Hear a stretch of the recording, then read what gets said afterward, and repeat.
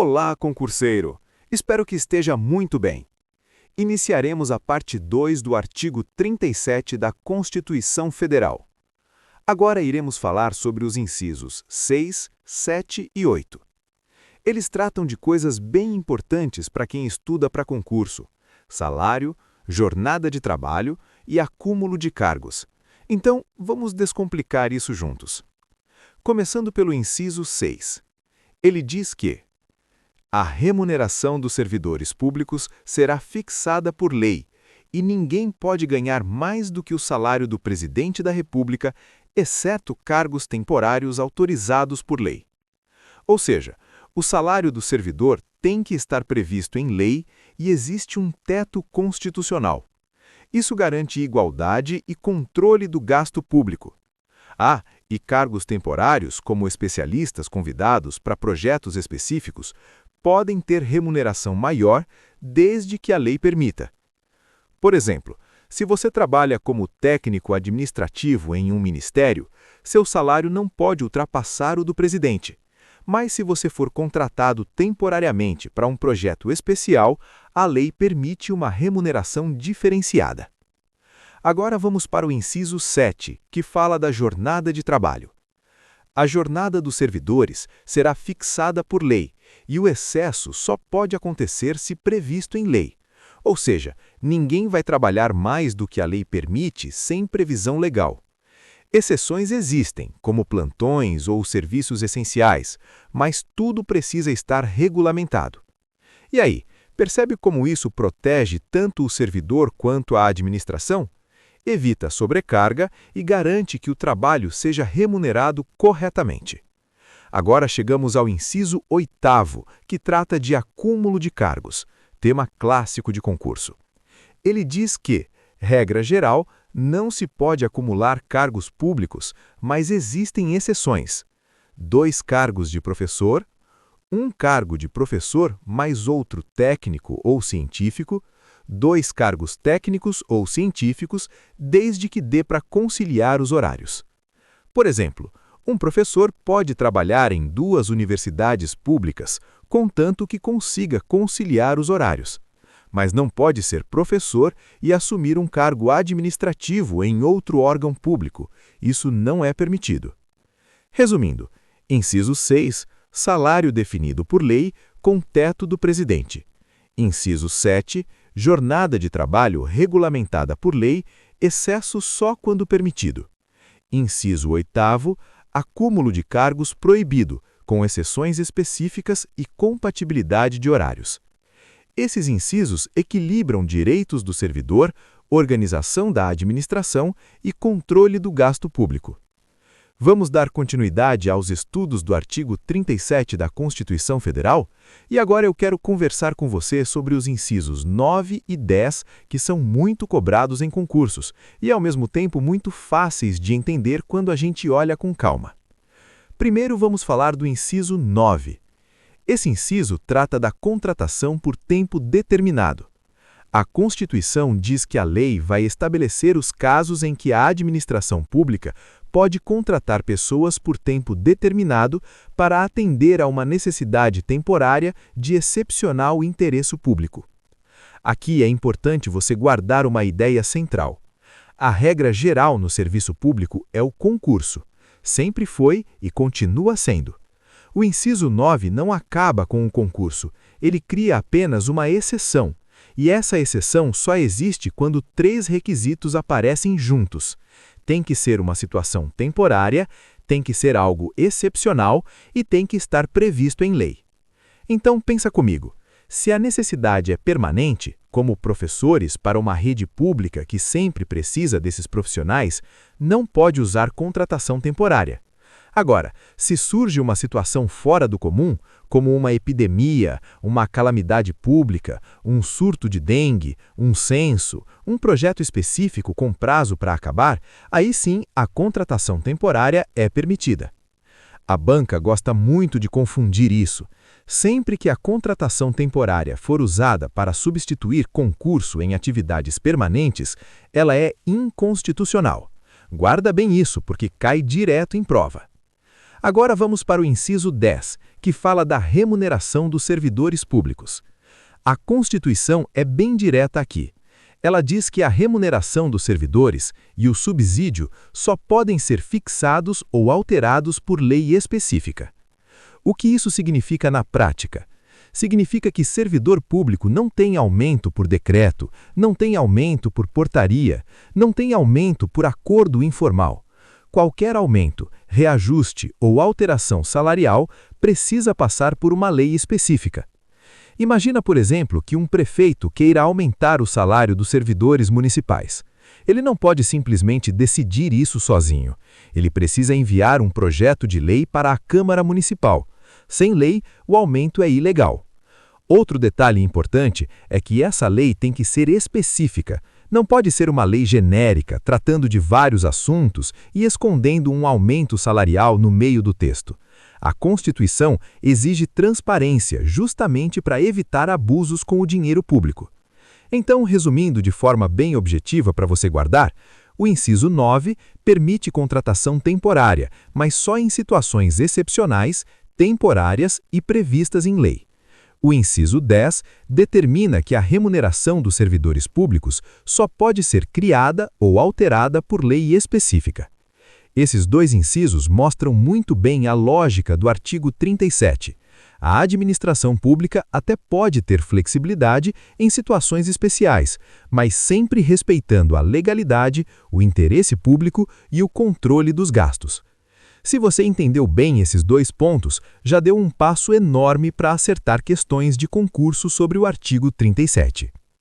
Agora o foco nos incisos 11º a 14º do artigo 37 da Constituição Federal, que são super importantes para concursos porque falam de responsabilidade, processos disciplinares e transparência na administração pública.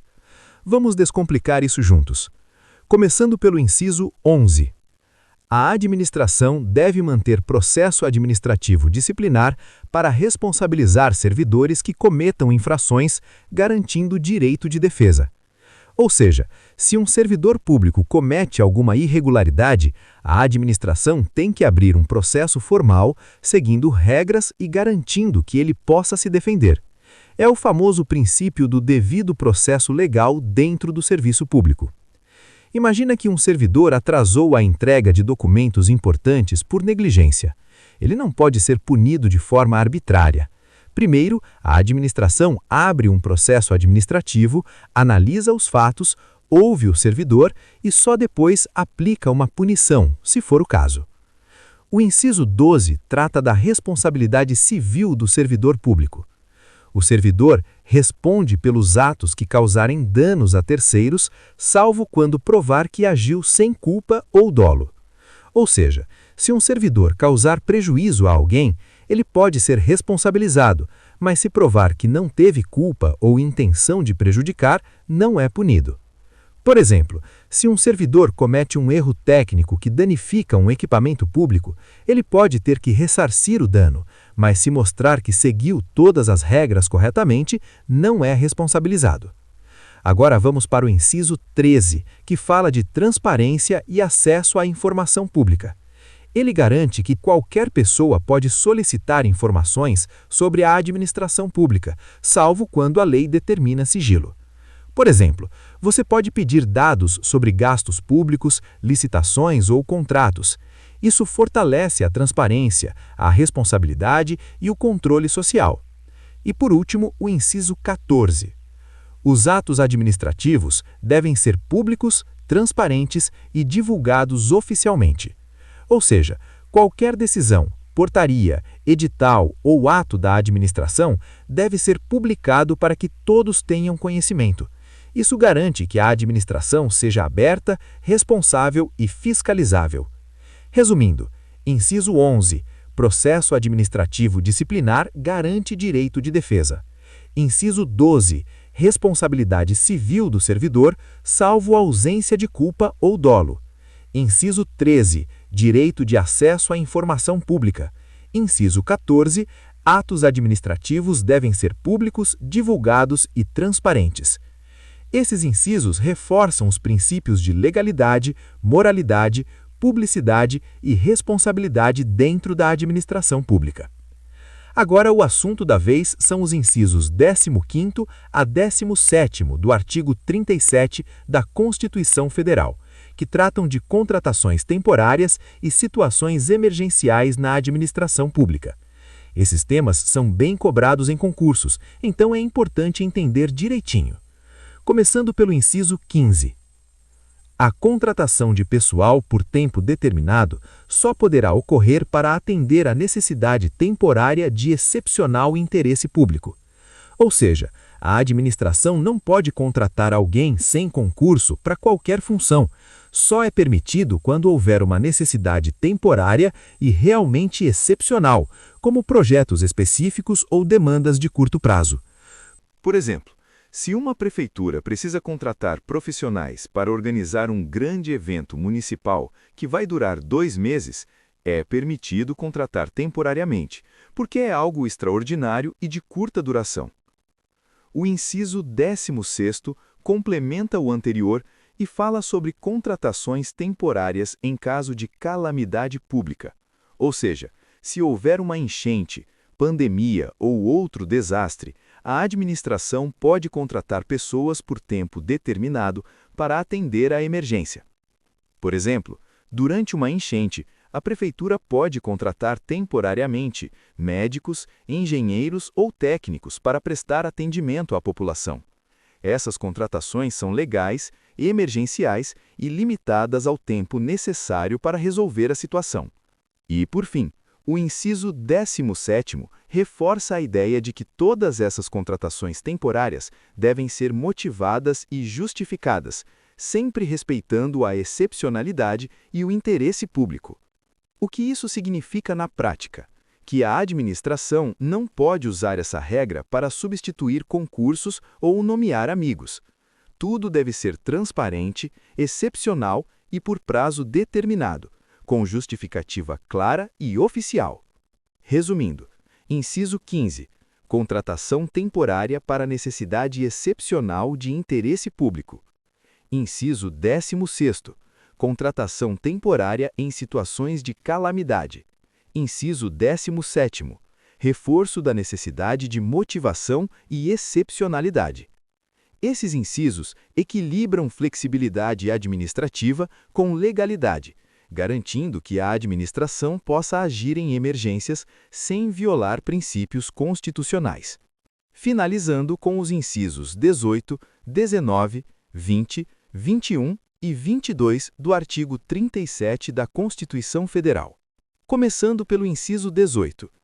É obrigatória a previdência dos servidores públicos, e ela será organizada em regime próprio, respeitando regras gerais da Previdência Social.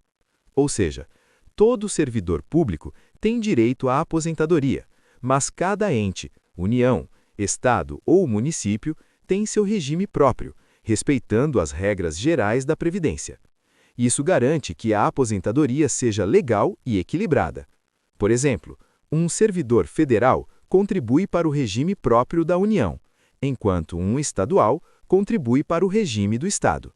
Todos têm cobertura previdenciária, mas as regras podem variar dependendo do ente.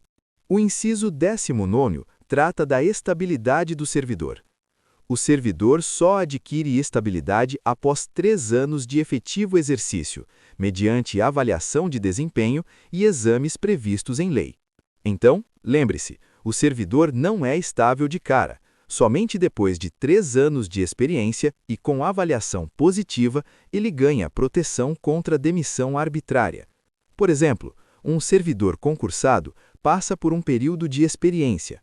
Se aprovado, conquista a estabilidade e não pode ser demitido sem justa causa. O inciso 20 fala da responsabilidade do servidor por atos que causem dano ao patrimônio público.